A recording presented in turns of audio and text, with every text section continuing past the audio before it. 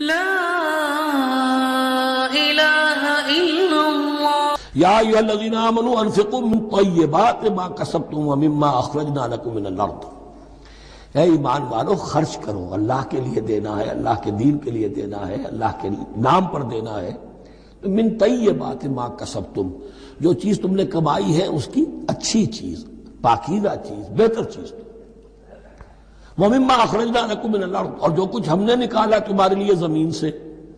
اب زمین سے ظاہر بات ہے جو بھی نباتات آ رہی ہے، چاہے وہ کوئی چراگاہ ہے تو اس کے اندر سے جو ہے وہ بھی ہریاول ہے تو اللہ نے پیدا کی ہے، کھیت کے اندر آپ نے محنت کی ہے، ہل چلایا ہے، بیج ڈالے ہیں، لیکن یہ کہ فصل کا اگانا تو آپ کے کام ہاتھ نہیں ہے، تو اللہ کے ہاتھ میں ہے۔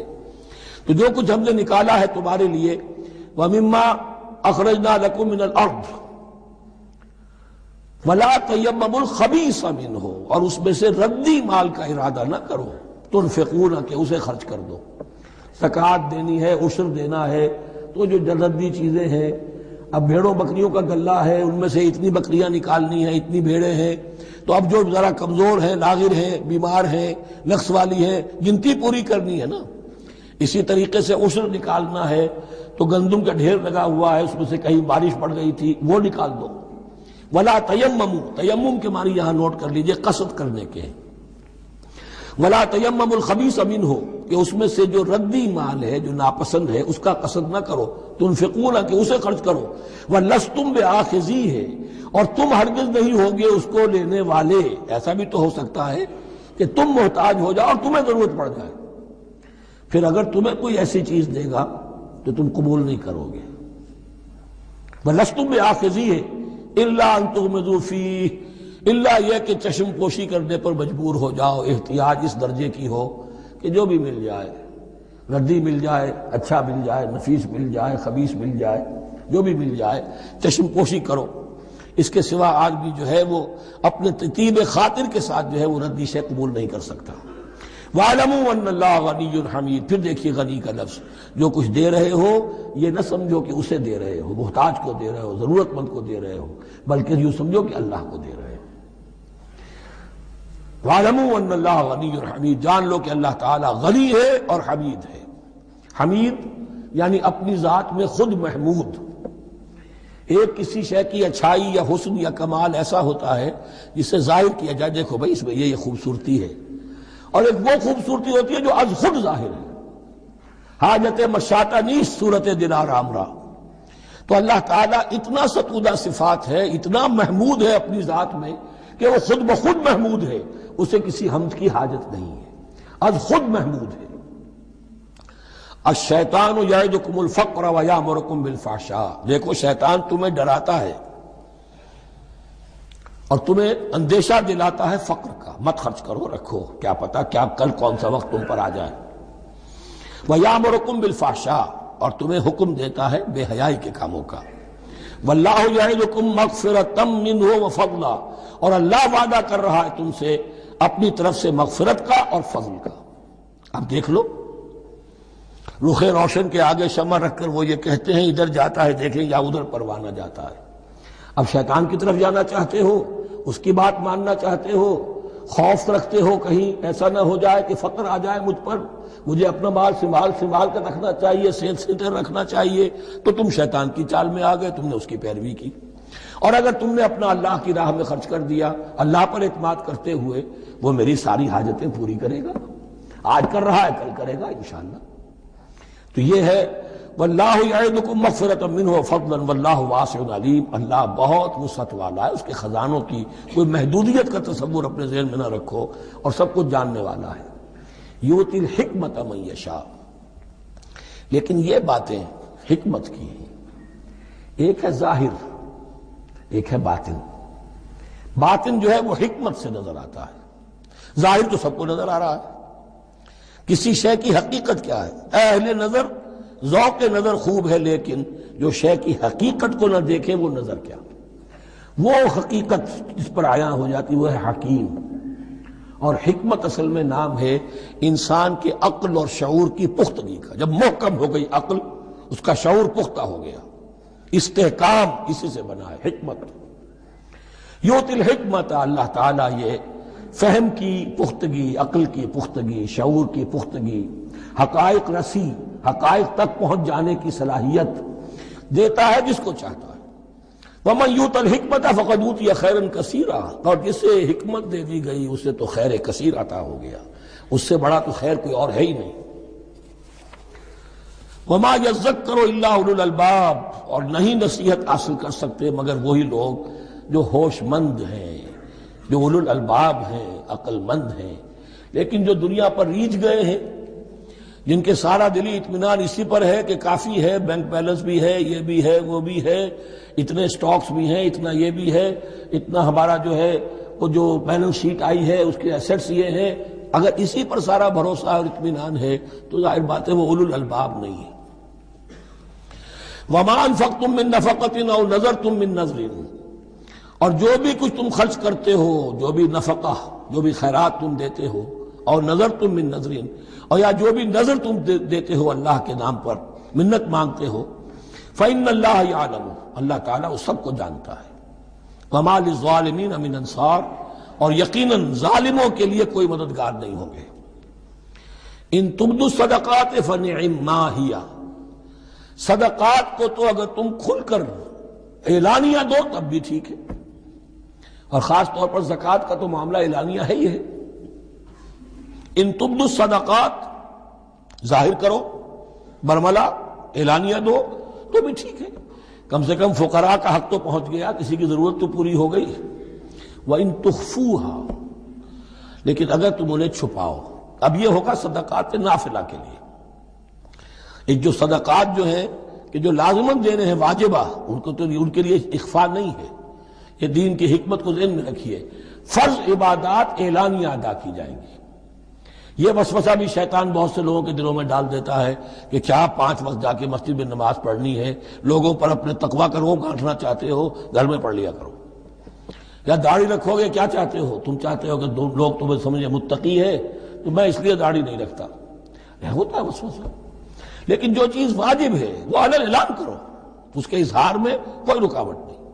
ہاں جو صدقات نافلہ ہیں، جو نماز نفل ہے اسے چھپا کر کرو، اس کا اظہار بہت بڑا فتنہ ہوتا ہے، نفل عبادت کا اظہار بہت بڑا فتنہ ہے۔ وَإِن تُخْفُوهَا، اگر چھپاؤ، وَتُؤْتُوهَا الْفُقَرَاءَ، اور تم وہ ضرورت مندوں کو دے دو، فَهُوَ خَيْرٌ لَكُمْ، وہ تمہارے لیے بہت بہتر ہے۔ اب دیکھیے خیر الکم کہا، یہ تمہارے لیے بہتر ہے۔ پہلے کہا تھا ظاہر کر کے دیتے ہو فنعما ہی، وہ بھی ٹھیک ہی ہے، اس لیے کہ فقراء کا حق تو چلیے ادا ہو گیا، کچھ نہ کچھ مل تو گیا، خسیس کے اور کنجوس کے مال میں سے کچھ نکلا تو صحیح۔ ان تبدوا الصدقات فنعما ہی وان تخفوها وتؤتوها الفقراء فهو خیر لکم ویکفر عنکم من سیئاتکم، اور اللہ تعالیٰ دور کر دے گا تم سے تمہاری برائیوں کو۔ واللہ بما تعملون خبیر، اور جو کچھ تم کر رہے ہو اللہ تعالیٰ اس سے باخبر ہے۔ لیس علیک ھداھم، اے نبی آپ کے ذمے نہیں ہے کہ ان کو ہدایت دے دیں، آپ کی یہ دیکھیے علیکا ذمہ داری ہو جاتی ہے، فرض، لام لکا یہ ہو جاتا ہے کسی کے حق میں، القرآن حجت لکا او علیکا، یا یہ قرآن تمہارے حق میں حجت ہے، یہ شفاعت کرے گا تمہاری قیامت کے دن اگر تم نے اسے مانا جیسے کہ ماننے کا حق ہے، پڑھا جیسے کہ پڑھنے کا حق ہے، عمل کیا جیسے کہ عمل کرنے کا حق ہے، پھر اس کی دعوت و تبلیغ کی جیسے کہ اس کا حق ہے، تو یہ تمہارے حق میں حجت ہوگا۔ اور اگر تم نے اس کے حقوق ادا نہ کیے یہ تمہارے خلاف مدعی بن کر کھڑا ہو جائے گا۔ القرآن حجت لکا او علیکا، یہ تم پر آئے گا وبال۔ اے اللہ یہ بدبخت مجھے مانتا تھا کہ میں تیرا کلام ہوں، پڑھتا نہیں تھا، مجھے پڑھتا تھا تو جیسے کسی طوطا مینا کو، جو مولانا ماہر قاضی کی نظم ہے، کچھ بول سکھائے جاتے ہیں، رٹائے جاتے ہیں، اس طرح پڑھایا جاتا ہوں اور اس طرح سکھایا جاتا ہوں، وہ اس طریقے سے پڑھ رہے ہیں، کچھ پتہ نہیں۔ 1-2 روپے کا اخبار لائیں گے تو سمجھ کر پڑھیں گے، اللہ کی کتاب کو سمجھ کے پڑھنے کی ضرورت نہیں، پڑھا تو عمل نہیں کیا بدبخت نے۔ ما آمن بالقرآن من استحل محارمہ، تو لام اور علا کا یہ استعمال ذہن میں رکھیے۔ لیس علیک ھداھم، آپ پہ ذمہ داری نہیں ہے ان کی ہدایت کی، آپ پر ذمہ داری تبلیغ، ہم نے بھیجا ہے آپ کو انا ارسلناک بالحق بشیرا ونذیرا ولا تسأل عن اصحاب الجحیم، یہ آیت ہم پڑھ چکے ہیں پہلے حصے میں۔ ولیکن اللہ یہدی من یشاء، وہ تو اللہ تعالیٰ ہدایت دیتا ہے جس کو چاہتا ہے۔ وما تنفقوا من خیر فلانفسکم، اور جو بھی خیر، جو بھی بھلائی، جو بھی مال تم خرچ کرو گے وہ تمہارے اپنے لیے بہتر ہے، تمہیں اجر و ثواب ملے گا، تمہیں کو مل جائے گا 700 گنا 1400 گنا۔ وما تنفقون الا ابتغاء وجہ اللہ، یہاں یہ فعل مضارع آیا ہے نفی، نہیں کے مفہوم میں۔ لا تنفقون، ما تنفقون یعنی تم نہیں خرچ کرو گے مگر اللہ کی رضا کے لیے، تب اجر ملے گا۔ اگر ریاکارانہ خرچ کیا تھا تو کوئی اجر کا کیا سوال، وہ تو شرک بن جائے گا۔ وما تنفقون الا ابتغاء وجہ اللہ وما تنفقوا من خیر یوفی الیکم وانتم لا تظلمون، اور جو بھی خیر تم خرچ کرو گے، خیر میں سے جو بھی دولت خرچ کرو گے، یوفی الیکم، پورا تمہیں لوٹا دیا جائے گا، وانتم لا تظلمون، اور تم پر کوئی ظلم نہیں ہوگا، تمہاری کوئی حق تلفی نہیں ہوگی۔ اب آیا ہے آخری ٹیپ کا بند، انفاق فی سبیل اللہ کا سب سے بڑھ کر حقدار کون ہے؟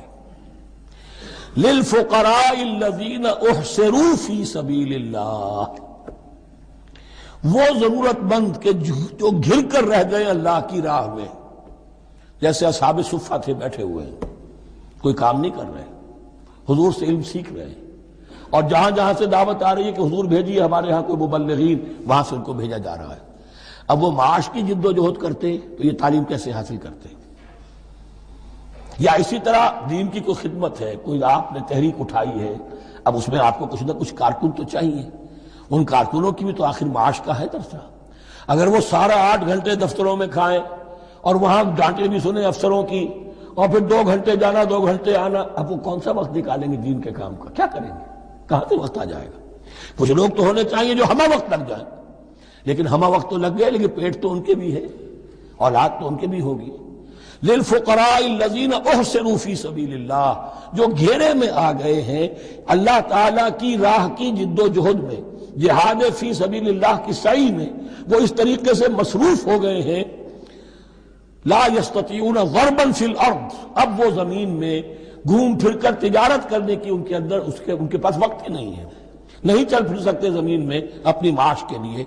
یحسبهم الجاہل اغنیاء من التعفف، اب یہ اس طرح کے فقیر تو ہیں نہیں جو لپٹ کر مانگتے ہوں، انہیں عام طور پر جو ناواقف شخص ہے وہ سمجھتا غنی ہے، اس سے کوئی ضرورت ہی نہیں، اس نے کبھی مانگا ہی نہیں، لیکن اس نے مانگا اس لیے نہیں ہے کہ وہ اس طرح کا سائل نہیں ہے، اس طرح کا وہ سوالی نہیں ہے، وہ فقیر نہیں ہے، وہ تو اللہ کے دین کے لیے اپنے آپ کو اس نے لگا دیا ہے۔